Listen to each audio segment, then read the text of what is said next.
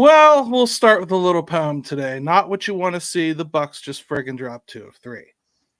Welcome to the Pirates Fan Forum here on DK Pittsburgh Sports. I'm your host, Gary Morgan. With me, as always, my good friend Jim Stam. How you doing, brother?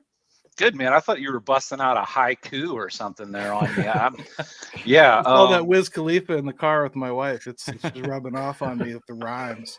I hear you, dude. I'm so ready for that.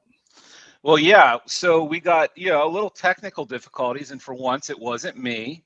So we will, I'll hand it back off to you, and then we can blame the proper party for this. Right. Joining us for the first time are some new friends. Adam and Scott from Bucco Bantr Podcast are here, mostly because Jim liked talking to them, honestly, but I was able to make the acquaintance myself this past week, and this just kind of came together because I think Thursdays were a trouble spot for them here as far as making this work. So good stuff. Tell us a little bit about yourselves. Introduce yourselves, Scott and Adam. Which one's which? So I'm Scott. Gary, Jim, thanks for having us on, and that's my co-host Adam Shore.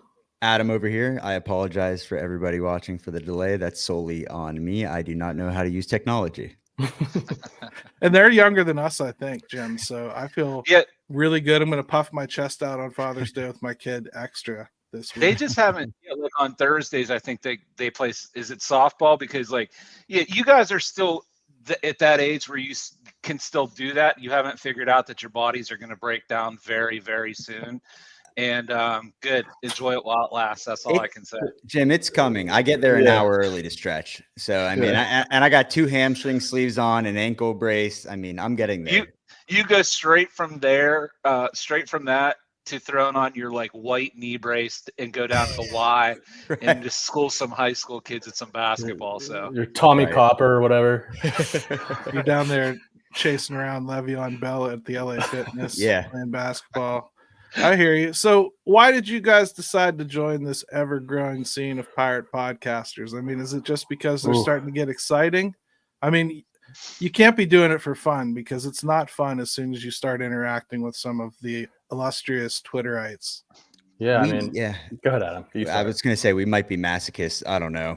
It's been quite a journey, but we just love Pirates baseball. We've been in it for a long time, and Scott and I share season tickets. We go to all the games, so we figured why not just put it on put our stupid opinions on a mic and see where it goes. I love it. Tell me, what's been the reaction? Because, you guys have been on Twitter for a while, but, the Bucco Bantr stuff, is that the last 6 months or so? It actually started in February, right? I think that's okay. Adam had a big surgery and he couldn't talk for a couple of months, so we had we were laying the groundwork for it throughout the winter, and then we got off the ground probably 2 weeks before spring training started. And to be honest with you, I've podcasted before. I have another podcast called The Foul Vine where I try a different bottle of wine every day and talk baseball, but it's all baseball. It's with me and my friend who we interned for the Mets together. But plug it again. So at the Foul Vine. Yeah, check out at the Foul Vine. It's if you like wine and baseball, that's the podcast for you. But I honestly, the reaction to Bucco Bantr has been, it's exceeded my expectations. I'll say that. I mean, I find it makes a difference when you're there. When when you see you guys around the ballpark a lot, and I've run into you now a couple times. I don't think I said hi before because I've always kind of gotten pulled away into something else. It feels every time I've seen you, including spring training. I saw you guys down there. Yeah, I meant to make it over. Ended up talking to this guy Keith for about a half an hour. So. But I mean, when people see you around, it feels like the connection becomes a lot more instant. Is that how you guys have felt? People have taken you? Yeah, absolutely. I mean, the fan interaction stuff was one thing that we really wanted to focus on, being at the ballpark so much, kind of adding an extra element to it, focusing on the socials and then just getting to know everybody and giving people an opportunity to have more fun at the ballpark, because PNC is already great. Sometimes the product's not so great, but being there is always a joy. And as long as you could have as much fun as possible, innings 1 through 9 and on, it's a win every time. So bouncing around the park, meeting different people, asking silly questions, doing trivia. I mean, like Scott said, the response has exceeded our expectations.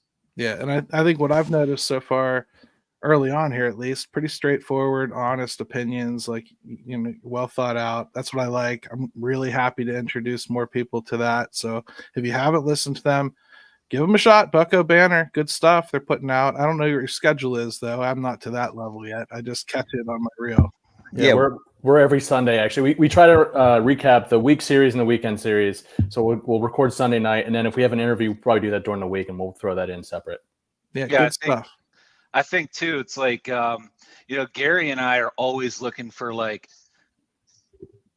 good people to highlight and guys that know their stuff and, you know, aren't idiots about this. So whenever I met you guys before, I was like, hey, Gary, I think these two guys, I think they're pretty good. I think they, you know, they're a really good addition to the scene.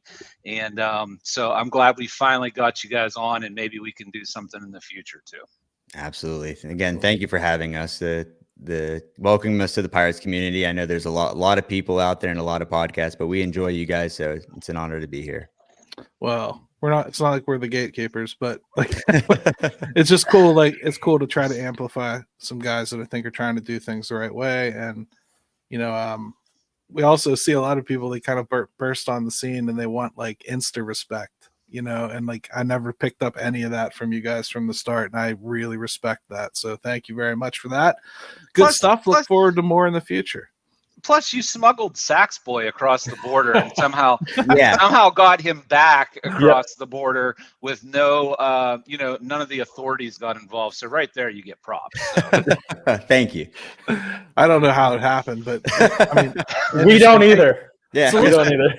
Let's prove to everybody that you know ball too. Let's get started talking about something real quick here. We'll intro a little subject before we take a quick break and pay the YouTube gods. But Jack Suwinski, it's probably time to send him back down.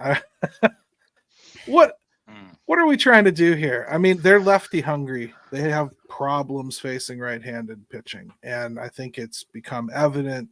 No matter what they get, no matter where they play, it's going to have to be a left-handed player. Are we to the point where we're going to call up very recently healthy Josh Palacios to replace Jack Suwinski just to get another lefty up here that can maybe run into one every once in a while? Adam, go ahead. Start us off. And you'll probably be our last voice before the break. The team they earned for a lefty power bat, and they haven't gotten that really from Cruz, maybe in streaks in one or two series. Obviously, Tellez hasn't provided that. Suwinski strikes out way too often. I don't mind bringing up Palacios if we're going to just kind of roll the dice and see what happens, because the options on the roster right now from the left side, they're not doing it. If Palacios runs into a couple here and there and he can play solid defense, I'll take that over guys not getting on base. Good note to end on. That gives the other two lucky participants a chance to think for a second. So let's take a quick break. At DK Pittsburgh Sports, we take pride in coverage that connects our city's fans to their favorite teams. Now, that connection's stronger than ever. Introducing our all-new state-of-the-art app. Find expert inside reporting and original podcasts. Check live box scores. Track the latest stats. Chat it up with our community of thousands of fans, all in one place. The new app from DK Pittsburgh Sports. Coverage that connects. All right, welcome back to the Pirates Fan Forum here on DK Pittsburgh Sports Podcast Network. Gary, Adam, Scott, Jim, all with you here. We're going to talk a little bit more about Jack Suwinski. I've been thinking a lot about this lately because bringing him up was a necessity, mostly because Ji-Hwan Bae went down. They have to have somebody that can play center. And by the way, Michael Taylor hasn't exactly been great. not only at the plate, although he did, have a couple hits today, but he's left a lot to be desired, and having him face righties isn't exactly what you want to have happen in the first place. Palacios kind of can't play center field either, I think we learned last year. So it's not a 1-to-1. Would this also potentially prompt them, Scott, to have to consider putting Brian Reynolds back in center field? As good as he's been in the corners, I hate to do it, but you got to stabilize the middle of the field. Yeah, I think so. Because I don't think we have any other options, right? And anyone who's listened to Bucco Bantr knows my feelings about Jack Sawinski. I'm not his biggest fan. He's had about 1,000 career at bats already, and I think he is what he is. He's very streaky, and he'll run into some power, but we haven't seen it this year. And I think we saw his K rate was almost cut in half at the beginning of the season, but he was also swinging a lot less. So it's like, what are we doing here?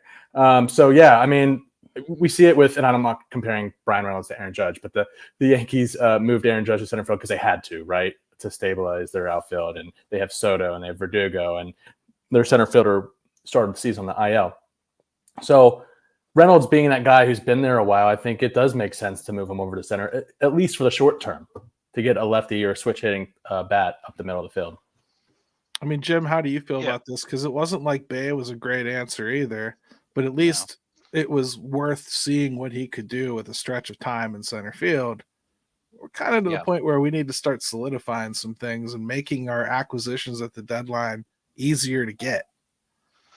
Yeah, I think in the meantime, until that part sorts itself out, I think I would definitely think about the Palacios thing. Now, what I would say about that is, last year he was really good in those like pinch hitting, coming up with the big hits type stuff.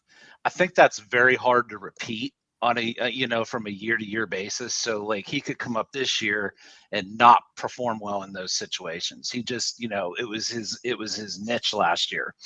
That being said, he was giving you really professional at bats in some really key situations. And I think guys, like when we watch this team, is like to just have a guy that's up there that's going to give you a very good at bat, regardless of whether they actually get the hit or not, is just that you're going to get a professional at bat in a really key situation of a game when they're playing super tight ball games, right?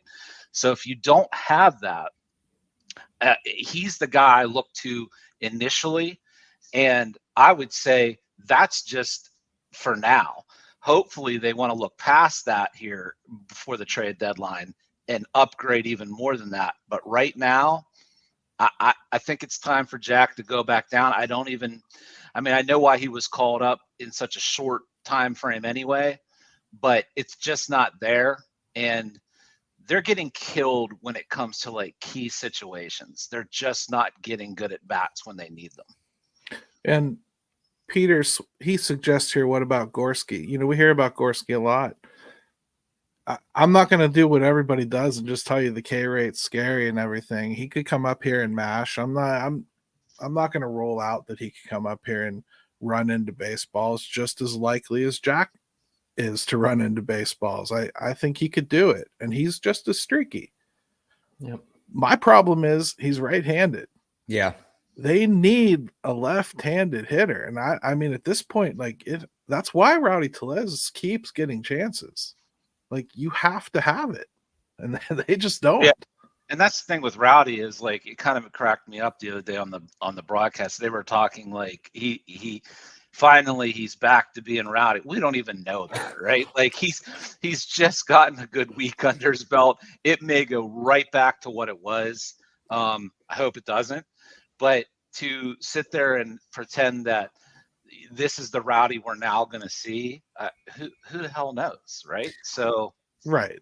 But what do you guys think about Gorski? I mean, Scott, I saw you kind of like shake your head like you've talked about this already. No, like you said, he's a right-handed bat. I think the value that he provides is that he has a positional versatility, right?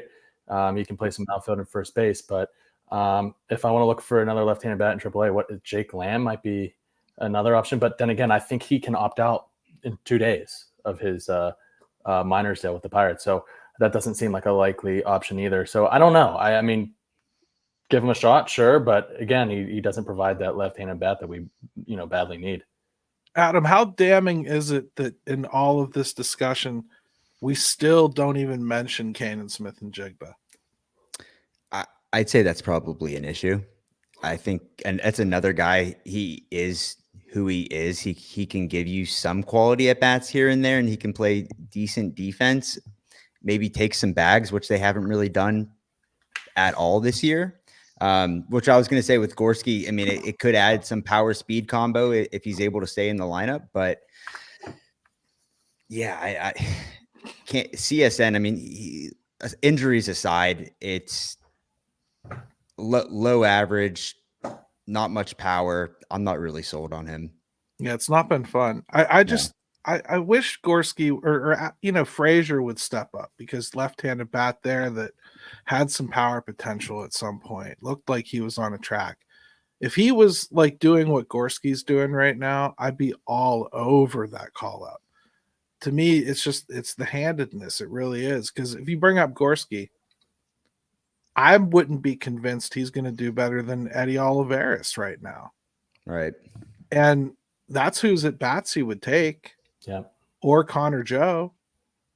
And and that's why, like, it really comes down to is they've really got to look at this trade deadline is almost like yes, I know they need bullpen help, or they could use it, but like, to me, up on the top of the list right now is like, can you get anybody that's a left-handed bat that you can count on to put the ball out of the yard?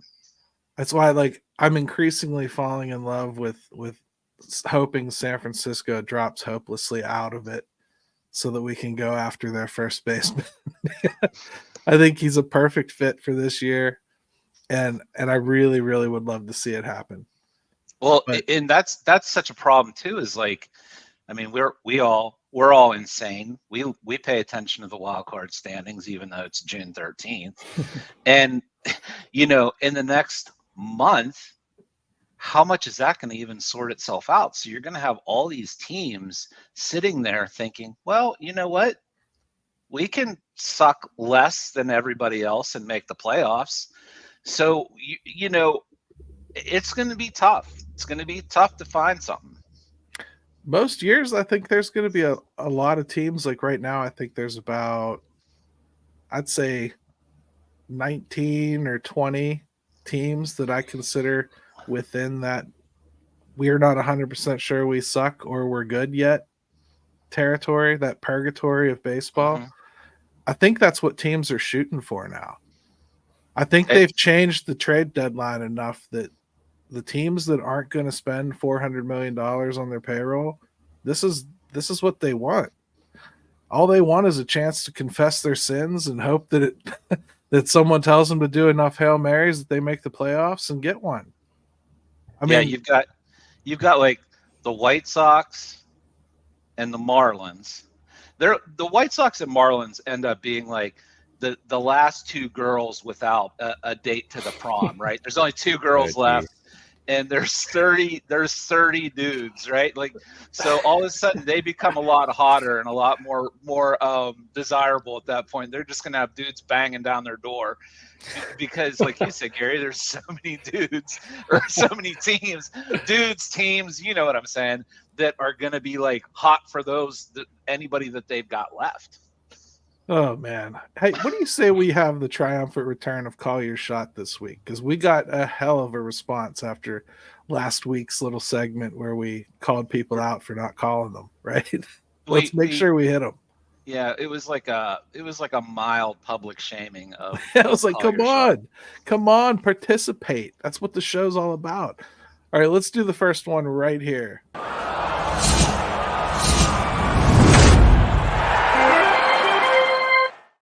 That's right, first one, because I'm going to have more than one today.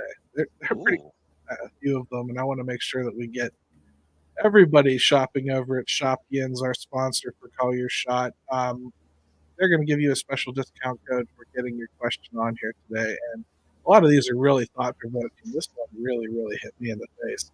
From our buddy Nick Camuso on X, and he asked, how do you think the Pirates will handle inning limits and workloads for Skeens and Jones as we get later into the season, and what would we do different than the Pirates will ultimately do? Basically, what do we think they'll do, and what do we think they should do? So who wants this hot potato first? Go ahead, Jim. All right. I do think this is such a delicate dance the rest of the way. I don't know how they to want to manage this stuff and then try to stay in it at the same time, and then you get into September games and all of a sudden if you are still in it, even if your record's not great, and you are nearing innings pitched limits for some of these guys that they may have set, and I'm sure they have, and then we get into like just this weekend coming up, we're going to have another bullpen game, it looks like, and then you've got your problems that come from that. So as a GM, it's not a problem I want to have. I can tell you that much. With you're essentially talking Jones and Skeens that are going to need to be managed the rest of the way. So yeah, it's tough. Yeah, I mean, Adam, this is a difficult one, right? Because you need to win games now, or none of this matters. You need those guys to perform in order to win those games now. But if you ride that horse too hard, come September, you might be in trouble with a couple of these guys, and you're at least going to be facing questions of what we may or may not have done with Oviedo, right or wrong, last year. Sure. Yeah. There's a lot of what ifs, right? Like Jim might have mentioned, like, where are the Pirates down the road? Are they competing? What does the rotation look like a month from now? Do we have that solidified 5 guy? Do we move to a 6-man rotation that might help get an extra day rest here or there? I know that's unlikely with injuries, but Jared Jones threw 126 in the third last year, and he's at 74 right now. So if we're going by innings pitched, that limit's probably creeping up sooner rather than later. I'd like to see them focus more on stressful innings, pitch count. I think that's more valuable than just counting innings. I mean, to be fair, it sounded like in recent interviews that Shelton is on the same page with you. Right. Insofar as at least they're mentioning it to give themselves a little bit of wiggle room, because I think they know this problem's going to smack them in the face. So they've got to have something laid down there that they can wiggle out of it a little bit. It's not just a stark number, right? Sure. Yeah, but like you said, if they're going to compete, they need Jared Jones. They need Paul Skeens to have a quality start, to go deep into games, especially if you don't have help in the bullpen, which is also a contributing factor. Can you get guys that are able to swallow up the 5th, 6th, 7th inning consistently, where you can maybe pull a guy in the 4th or 5th inning when they're on an innings limit? So there's a multitude of factors. It's a tricky subject, especially when you got 2 guys that are playing so well. Right. And Scott, it sounded like the very first thing they're going to implement here starts this Sunday by moving the rotation a little bit.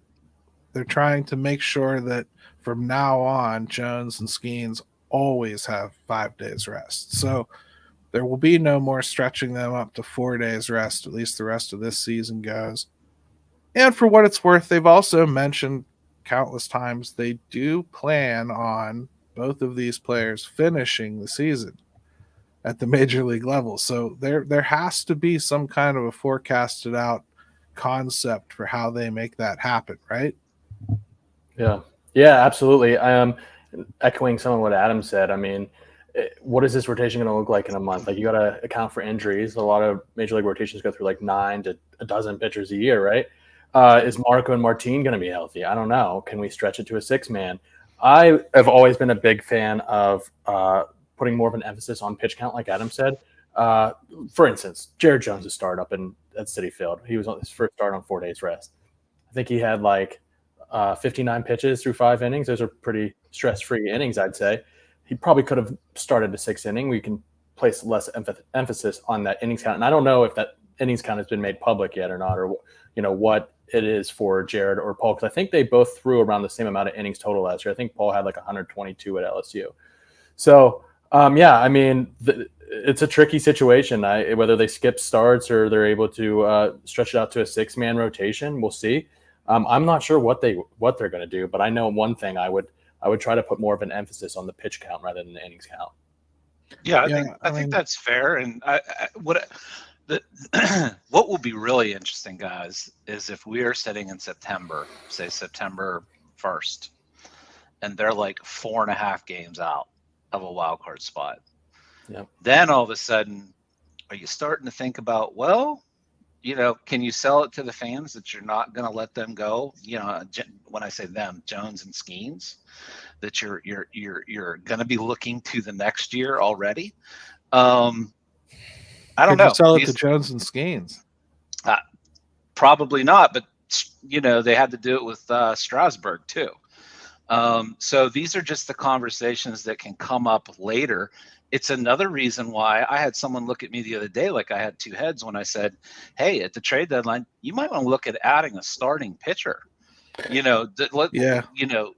There's some real need for that just to help spread things around if you can get a guy that can eat some innings.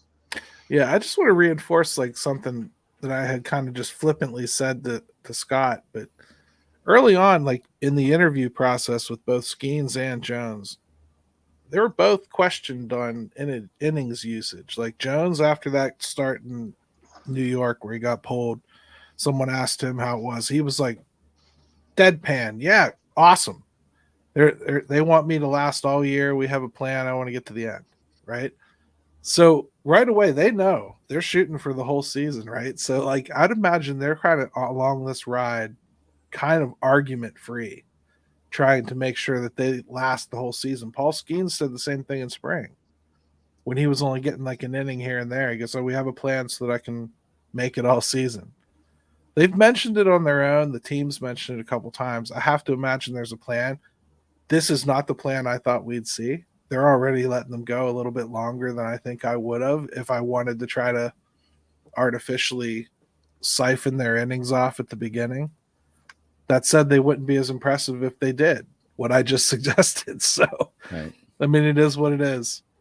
Well, one thing we know is the Pirates will always do the right thing and make the right decisions as we get down the stretch here. Yeah. So kick back, relax, and just watch the fireworks. That's all I can say.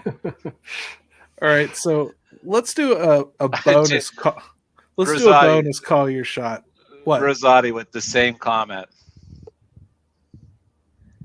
Pirates plans always work out, so we should. Yeah, right. Everything they do works out great. You're absolutely right. Let's see a bonus call your shot this week. Let's do Sean Connolly. Has all the attention on Skeens and Jones allowed Keller to slip below the radar and have a better season than last year? Now, this is after I think Keller struggled through 6 innings today, but kept his 5-inning streak alive at 45. That's pretty insane. It's pretty inarguable to me. He's worth every penny of his contract and exactly what they signed him to be. I think he maybe doesn't have to be the savior every single time through. So that probably makes it a little bit easier. He pitches this year, I would say, since they got established, Skeens and Jones, more like Mitch when he would have a 3-run lead last year. All the time. Yeah. So maybe it has removed some stress. I mean, what do you think of that, Adam? I mean, on pure hype alone, yeah, Paul Skeens and Jared Jones days at PNC Park have been a sight to see. They're putting people in seats. You got 30,000 people on a Wednesday to go watch it. I like that. If it's taking pressure off of Mitch, and that really is the case, and let's keep doing it because all he does is just eat innings. It's been, I mean, today got a little rough at the end, but it's been 45 starts in a row of 5 innings plus. You know what you're going to get. You need that guy in the rotation where it's like, hey, today's Mitch Keller's day. We know we're probably going to get 6 innings out of him no matter what. Even if there's some stressful innings in there, if he's not as efficient, we're getting a guy that's going to go out there and put up decent numbers through 6, and then hopefully the bullpen can take over. But Mitch is, I mean, I'm a huge Mitch Keller fan. I think that contract for a guy that's probably going to be your 3rd guy in the middle of the rotation, $77 million, it's worth every penny. I mean, it could even be seen as a bargain, really. Yep. Yeah. Truthfully, with the way starting pitchers are paid. Yeah, so, absolutely. You know, the thing is, and this is, I want to give credit to where it's due. The first time I saw this pop up on X was, I think it was Hammer and Hank. He brought up this whole thing about Keller just being, this is perfect for him, right? He doesn't have to be that ace guy, whatever you want to call him. And I just think it suits him so well. And guys, what I would say is this: I think you can take this over to the offensive side of things with the same thing. When you've got guys like Reynolds and Hayes, I think if they just had that guy where they didn't have to feel like they had to be the guy offensively, if O'Neal Cruz was that impact stud bat in the middle, those other guys can just do their things and be good to very good from, and stay in their lanes. So I think like you can envision that scenario on both sides and how it can help guys not feel like they have to try to do too much. And here's somebody Jimmy brings up. Ashcraft can provide some innings later in the season. Yeah, I think later in the season, Ashcraft probably has more of a shot of being shut down than either Jones or Skeens. His innings restrictions should be tighter than just about anyone's. He's coming off Tommy John. Yeah. And I think he'd probably be capped around 120 this year, 125, something like that.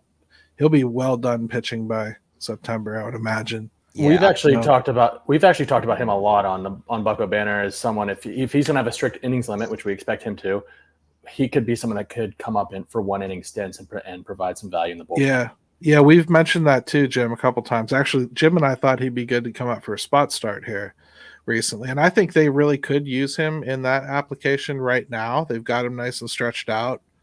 Give him a few cycles here in AAA. He maybe proves himself. He could be in that rotation of guys that come up here and can maybe stretch it out to a 6-man rotation here and there to kind of stretch things out a bit. I think he'd be perfect for a spot start like that. Give him that taste. See how he looks, by the way. The unfortunate thing is it didn't line up the last time he, might have had that opportunity. Jim says he's already passed his total from last year. Yeah, right. Okay. You certainly don't want to do this with anybody in Coors Field, right? You don't want to entertain that scenario for the guy. So, but yeah, I think even Scott, what you said is you're already going to limit him, right? So if you can bring him up and stick him in the bullpen and get an inning here or there out of him, absolutely. I hadn't even thought of that. I think that might even be a better plan just because of the way the bullpen has been. I like it too, but I also can see the logic in wanting to try to let him establish as a starter, because if he can do what he's doing as a starter and maintain the velocity for 6-7 innings as he's just recently started showing he could do, then, I mean, who am I to say that's not more valuable, to hold on to it and just let that emerge next year, let that be part of the competition in spring and, see what happens. But I would use the asset. They need help in the bullpen. Yeah. So all I know is I'm sitting here and I'm thinking as we're doing this show, how much we've talked about innings pitched, pitch counts, arm, essentially arm preservation, right?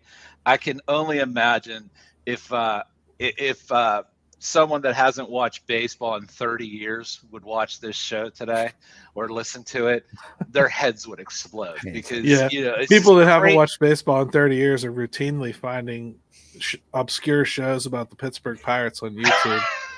So, but you know what I'm saying? It's just so crazy that that's what baseball has turned into. Is we're so worried about these guys' arms, understandably, but.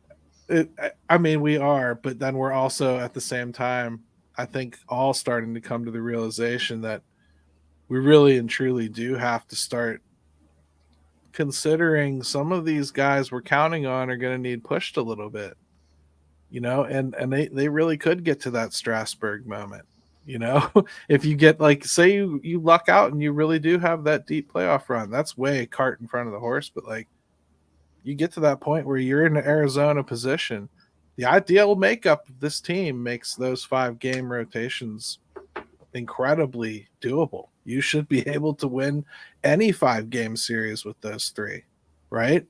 Absolutely. Yeah. So it made me think of it as a Pirate fan. I'm trying to think of if they're 4.5 games out on September 1st. What if they were 4.5 games up?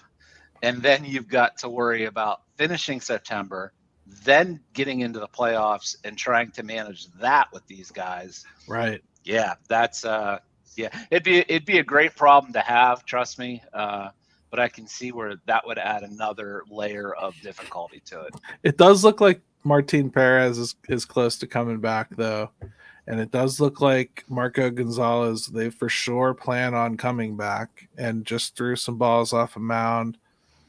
Reported no pain. Apparently there's some other process they're going through with that. But they expect to have him pitch this year.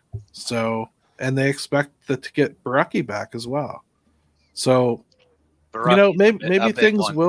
maybe things will kind of like come back a little bit, and they'll have more depth as we go. And Priester should be back as well, I heard. So I think that they might have more depth. Burrow's just starting to toss now, so maybe you get some bullpen depth out of him towards the end of the year or something. Ortiz looks like they might be trying to work him back into at least a bulk guy, right? Let me ask you this, because Gary and I talk about Ortiz. What do you guys think about him? Because, there's some good things, but there's still, for me, some trepidation there. So, Scott, Adam, where do you guys land on him? I think we talked to Noah Hiles at the beginning of the season, and I thought coming out of spring training that he was definitely making a rotation. I was kind of surprised when they threw him in the bullpen, but he said, sometimes less is more. And I think he's thrived in the role that he's in the bullpen, being sort of like a long man. And I don't see a reason to move him from there, especially when the bullpen is been struggling the way it has. So to have any type of consistency back there, I mean, he can be, he can lose his command every once in a while, but to have any type of consistency right now is probably, they don't want to take him out of there, right?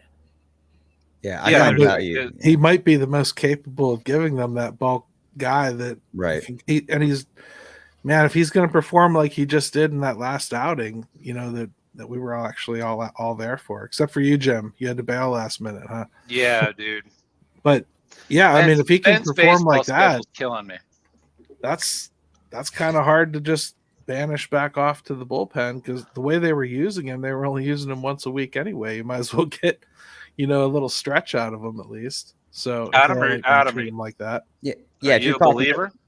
I wouldn't touch it. I'd leave him in that role. You've already had too many bumpy starts or bumpy outings, I should say, in the bullpen, and things are somewhat getting together. There's a lot of guys with stuff at the back end that hopefully find their ways, but right now you need a guy that's going to eat up possibly 3 to 4 innings in the middle, and then especially if you're going to keep going with bullpen games, he's the only one that's really proven that he can do it. I mean, for example, they had Majinski start and he only went 1 2/3, and then you bring in Ortiz for 4 innings.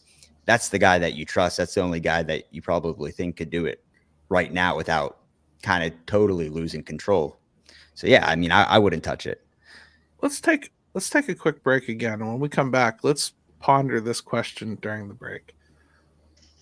If we go into a playoff series, a best of 5, which team would actually make you feel like they could outpitch the Pirates starting rotation? Oh, let's really think about that for a second and come back. At DK Pittsburgh Sports, we take pride in coverage that connects our city's fans to their favorite teams. Now, that connection's stronger than ever. Introducing our all-new state-of-the-art app. Find expert inside reporting and original podcasts. Check live box scores. Track the latest stats. Chat it up with our community of thousands of fans, all in one place. The new app from DK Pittsburgh Sports. Coverage that connects. All right, welcome back to the Pirates Fan Forum here on DK Pittsburgh Sports Podcast Network. I think I kind of hit everybody with an ugly question there before we left for a break. That was rude. It was rude to do to you before you had to ingest that commercial. But let's talk about it, because that's really what this is all about. This team isn't going to solve so many problems that they get to the playoffs and suddenly they're the Bronx Bombers and they're just going to knock everybody over with murderers row every night offensively. If they get somewhere, it's going to be pitching. It's going to be driven by that starting pitching. So if you get to that point, you expect to win with that starting pitching. And the Pirates in the past have never been able to match aces with other teams when you get to the wild card. I think that can be said now. They have the horses if they're all healthy, right? So let's look around the league. Who do they not match up well against in the NL? I've seen some people already in here, Pirates, Queens, saying the Phillies. I think that was the first name that came to my mind. The Yankees, Brian says, if Cole's healthy especially. I could see that. I think I wouldn't feel scared to face anybody but Cole. Seattle.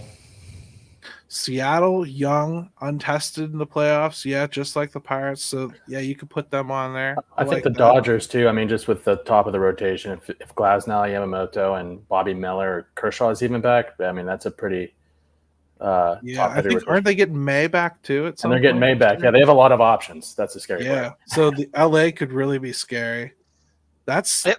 Atlanta's it's not very deep, is it? Atlanta's kind of got a good one too. You're right. Yeah, I mean they, Sale has really picked things up for them when Strider, is out of the picture now. But I'll stick to the National League because, you got to get there first, and then you got to do something against them before you worry about some of this other stuff with the AL. So, to me, you're already seeing if the Pirates catch teams on the right series with the right guys going in 3-game series, those teams, no matter who they are in for a tough series. It's going to be very, very competitive.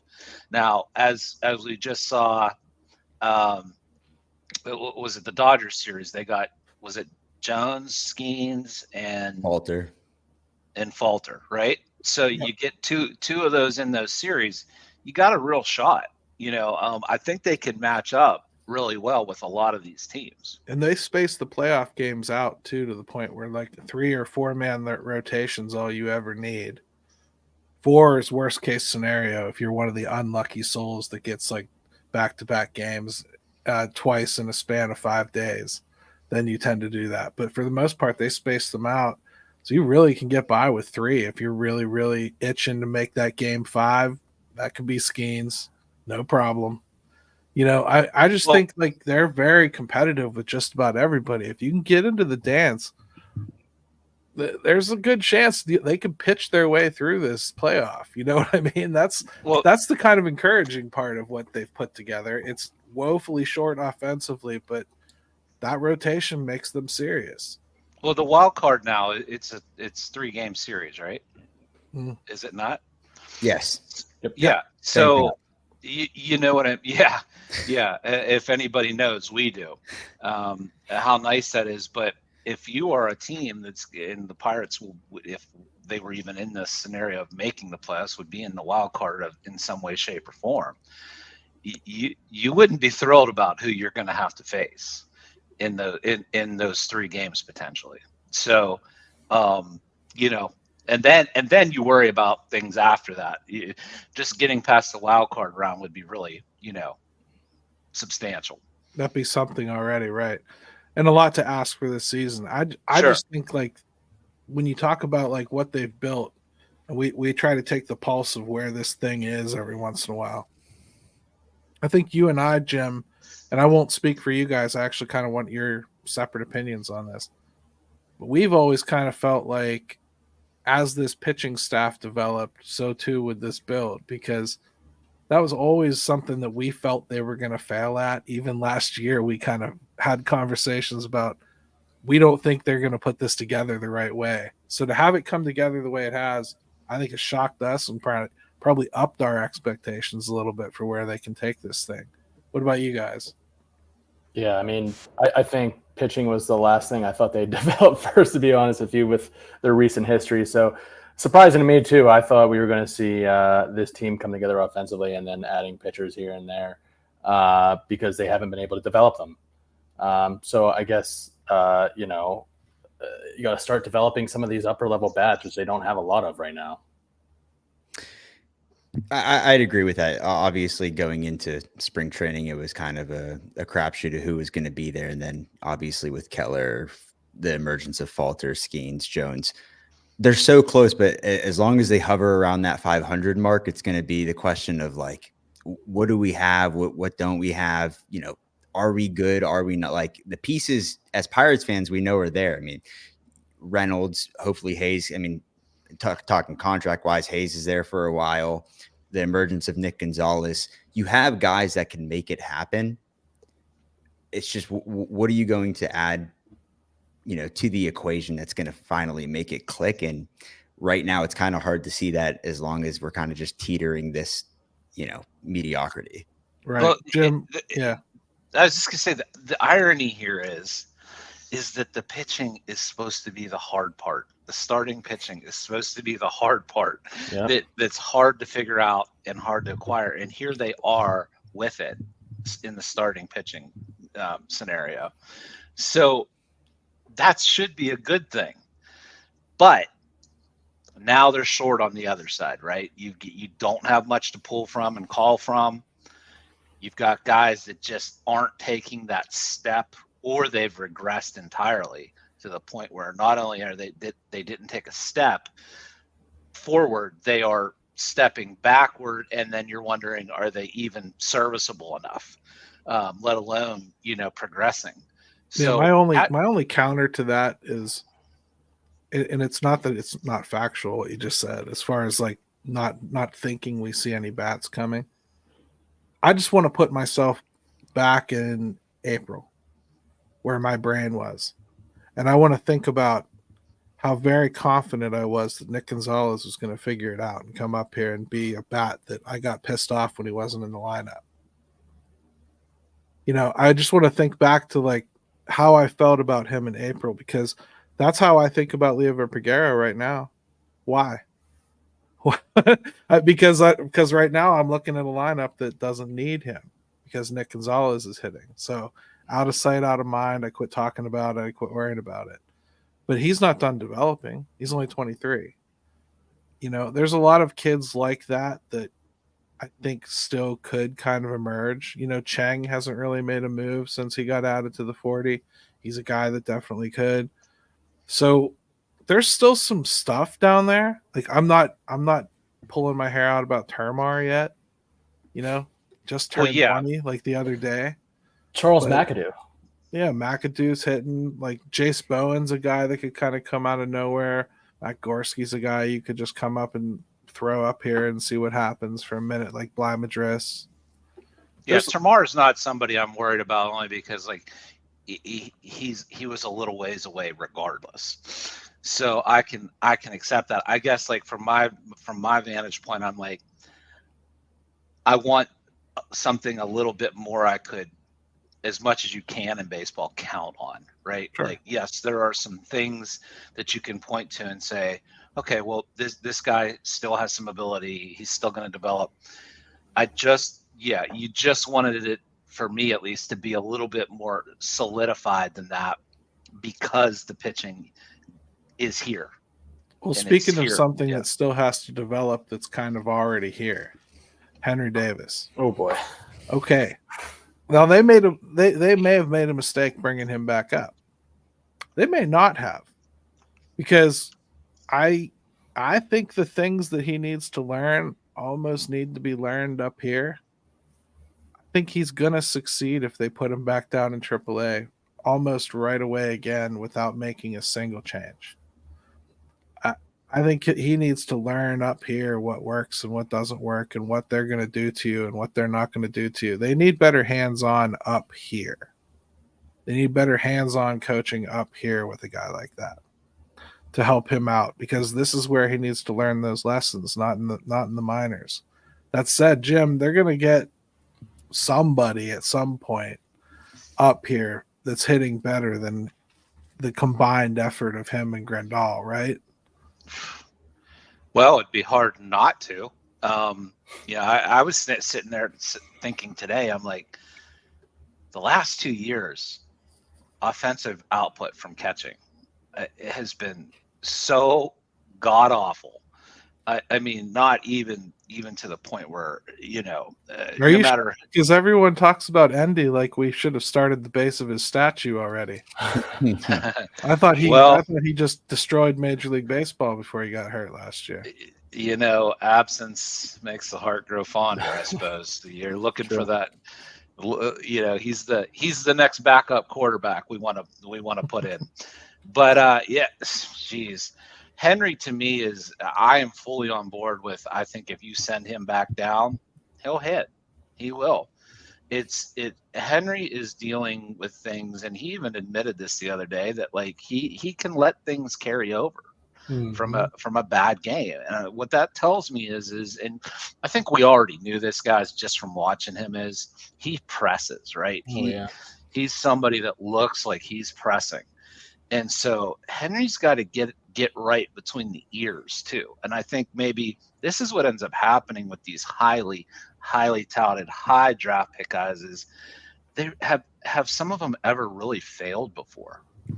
And so once you do, in any capacity that's worth noting more than a week's worth of at bats, do you respond to it and from it and bounce back?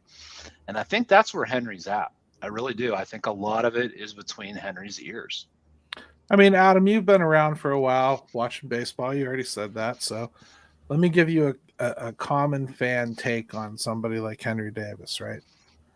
They basically would want somebody like you to explain to them, why in the hell is it different than it was with Will Craig?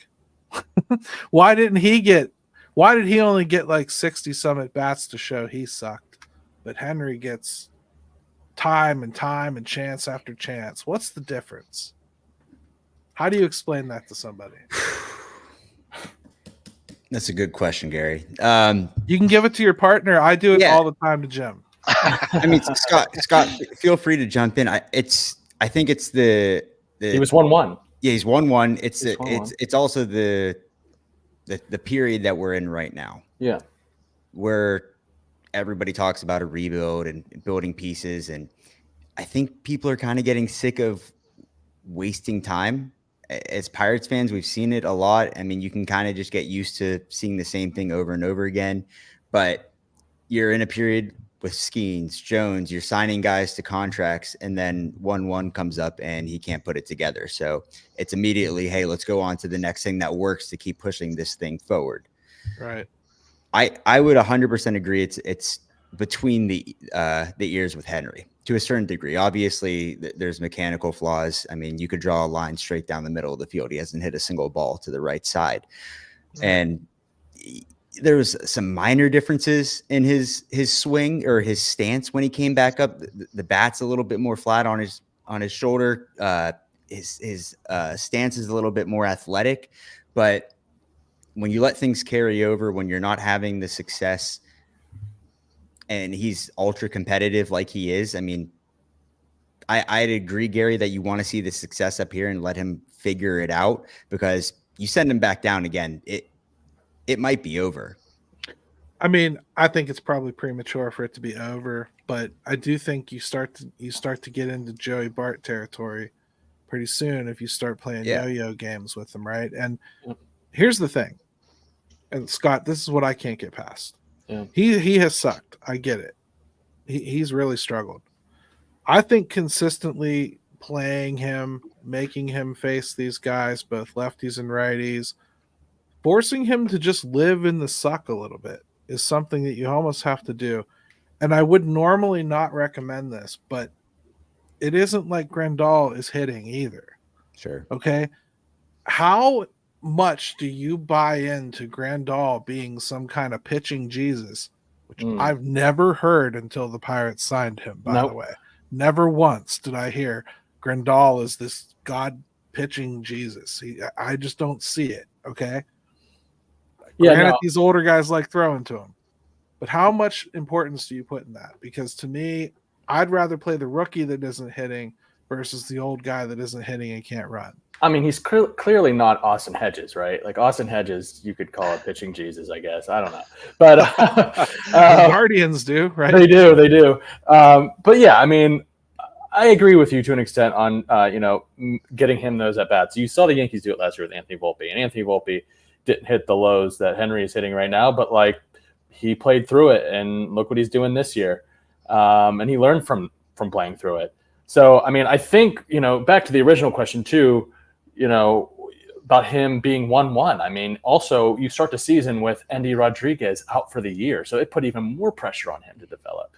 So I think that is also a factor too. But him being mental and it being all between the ears, I worry about playing the yo-yo games with him.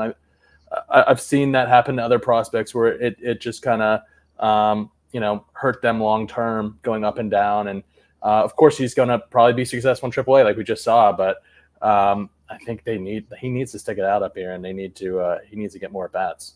I mean, Jim, is that not why we suggested it was maybe a little early? That we both suggested even the week before that. Oh yeah, that he should stay down, right? I mean, like we thought you better be right.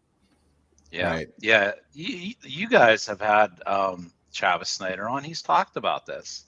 Yeah, it's a shock to their system. Some of these guys when they get sent back down, and I think people gloss over that with some of these dudes that that's a setback to them, and it's all how you can handle it.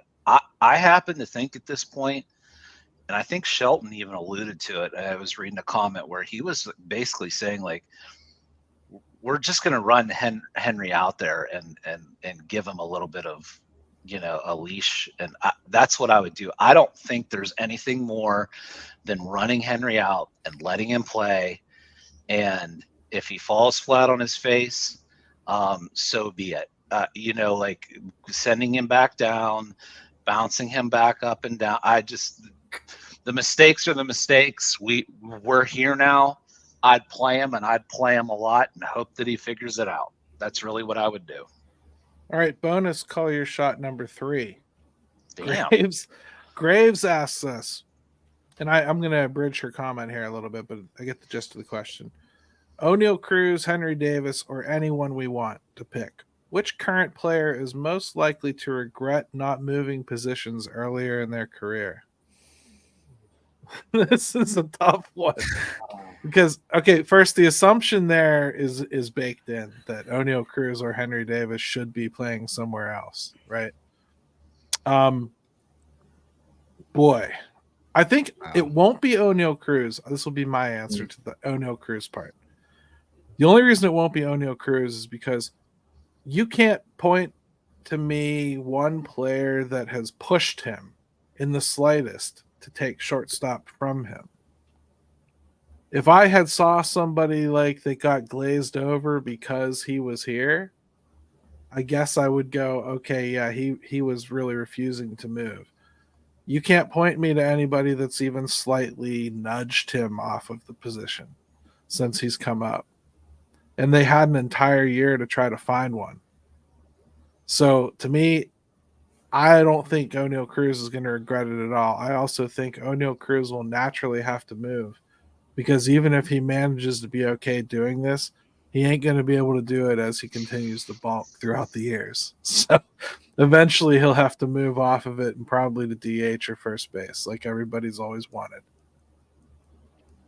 Scott, I'm gonna say Henry Davis. I mean, I don't know if Endy is worthy of the statue, like everyone is saying.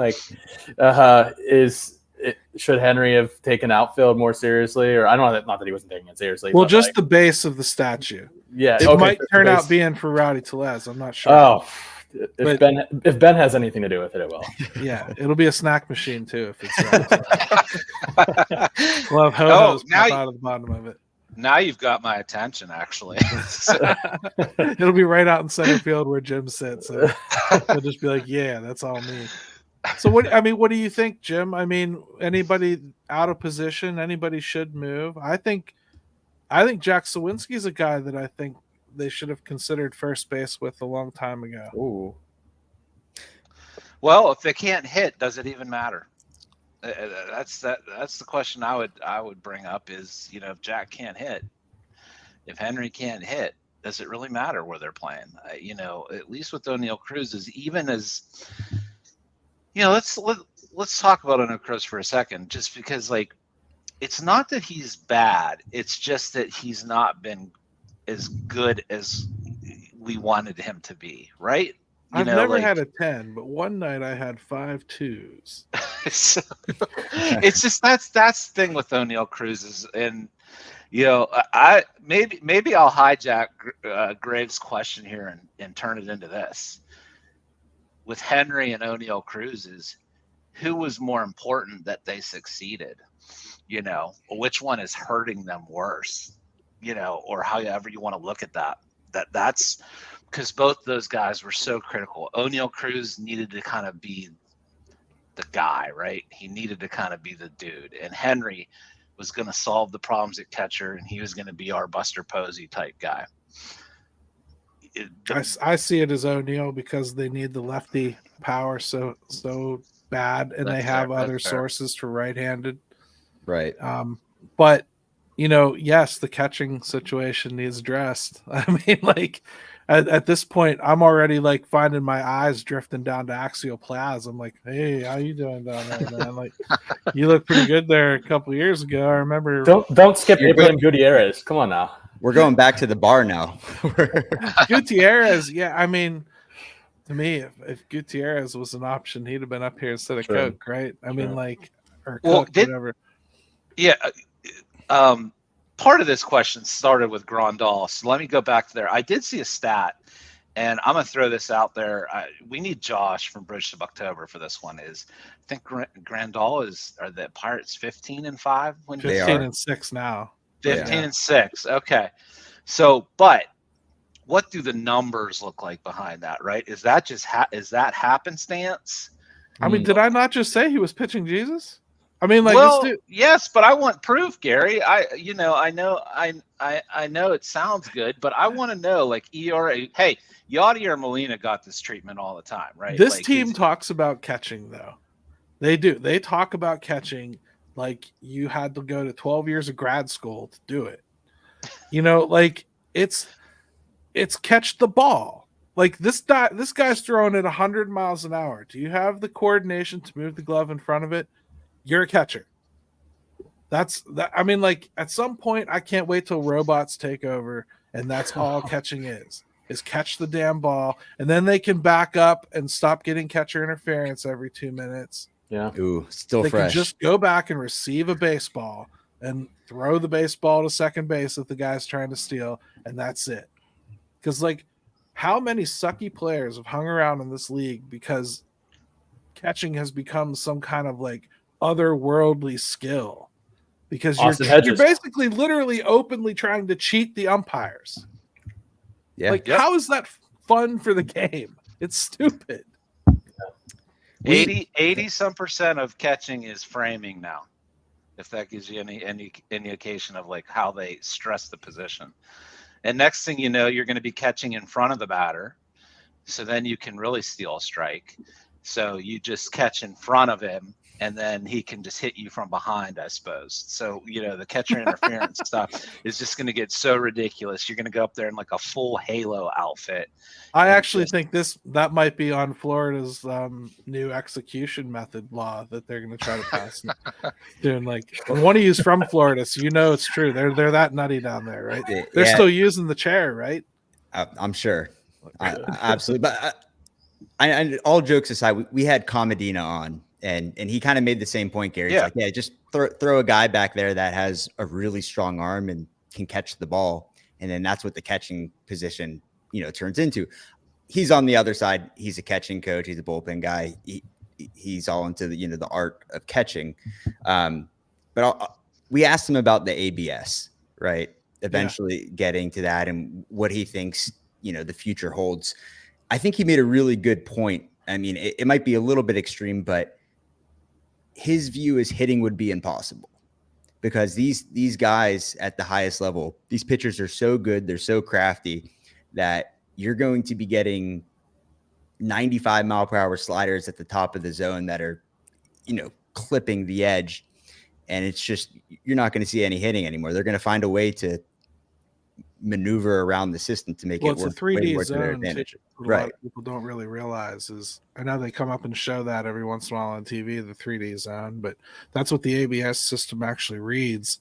That's why it's taking so long to implement too, because think of how different the strike zone is for O'Neal Cruz versus Jose Altuve. Right. So the strike zone has to adapt to the person. And if you change your batting stance, well, that ABS system has to know you've changed your batting stance. So your strike zone is different than it used to be. It really does adjust.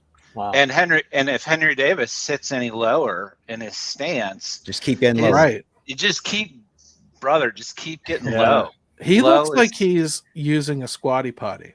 That's what he looks like right now in the batter's box. It's crazy. I don't know how he generates any kind of power. In fact, his home run the other day, I didn't even celebrate it because you shouldn't have swung and tried to pull that ball. It was a slider away. Okay. Like you don't pull crazy. that ball, you hit that the other way, and it's probably a home run. But like that home run was good. You're glad you got it. You're really strong, Hank. But like you shouldn't have hit that. I wonder what he would look like with more of a Starling Marte approach. If you totally get rid of the kick and the worry about being late and getting the leg down and everything timing up, he's so strong. I mean, he's huge. Yeah. Take that away. I mean, he's still going to hit the ball hard, but maybe that helps him go to other parts of the field. Maybe it doesn't, but I'm surprised nobody's worked on that. Maybe they have. I don't know. It kind of makes sense to me. Yeah. Well, And he's a kid and a try hard, so it's not like he isn't gonna like overcomplicate himself here for the next year trying to figure out how to hit. It really is a shame though with the Endy situation because losing him for a year, and here we are sitting talking about Henry Davis and the corpse of Yasmani Grandal trying to hit. It's just a shame that they don't have that as somebody else that they could be going to and helping out what is the new black hole for it. It is first base, but now catching is starting to do it too. So that's good news. Good news, Pirates fans. Well, we have several black holes. Here's the suckiest part, okay? And this is looking into the future a little bit, but the suckiest part to me is like, say you get through this season and you don't know anything about Henry Davis yet. You really can't count on him as a catcher. Maybe the bat play is a little bit better, but you're just not 100% sure it's going to work out. You come into the off season, you're looking at Endy, who hasn't played in an entire year, coming back, probably trying to take over some catching innings. Maybe he can play a little first base, but it's the bat, MLB bat. We don't know. It didn't even look like a AAA bat before he came up to MLB. So, like, let's see, right? You're going to have to go and get another damn veteran catcher. They're going to have to go and sign another damn veteran catcher. Austin Hedges Part 2, baby. It's coming. You laugh, but it's going to be someone like that. Or it's going to be Jason DeLay. I like Rob's comment. Would Grandal finish last in the pierogi race? I think he would actually. I would pay to see that actually. Well, he would have won the other day, Rob, but he wouldn't swing the purse. Yeah, I was like, why aren't you swinging the purse, Rob? Zing. I mean, Hannah. You gotta use the purse to your advantage. Yep. I don't get it. Well, hey, Bucco Bantr guys, great time today, man. Really good. You held your own on the fan forum here, and we really appreciate it. Give yourselves a plug. How do people get a hold of you? What should they look for? Do you guys use newer technology than us and you're on like Instagram and all that other kid stuff?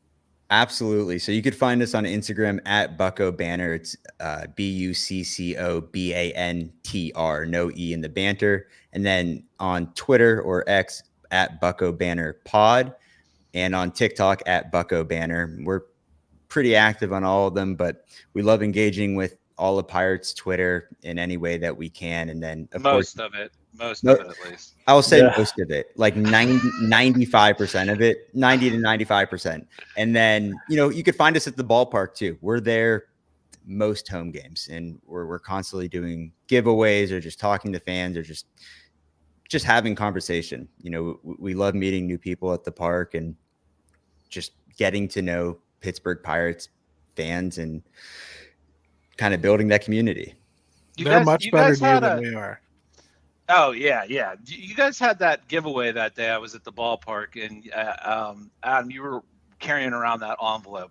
And I joked that it was going to I think it was from Total Sports Entertainment that you guys did a giveaway for.